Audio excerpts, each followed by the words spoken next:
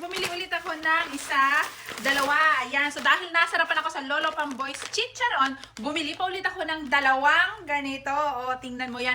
Alam mo, napaka-healthy kasi netong chicharon na to kasi niluto to sa sarili niyang mantika. Walang seed oils, walang bad oils, kaya pure healthy po ito.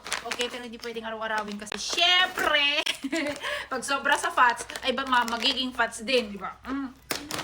Yun! Ang crunchy kasi neto, guys. Grabe, I love it. Sobrang gustong-gusto ko to.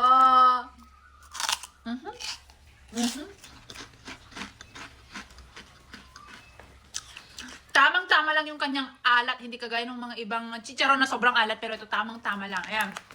Kaya kung naka-low carb kayo, naka-keto diet kayo, o kaya naman gusto nyo lang magpaka-healthy pero nag-crave kayo ng mga maiis na kukut-kutin, syempre hindi nawawala yan.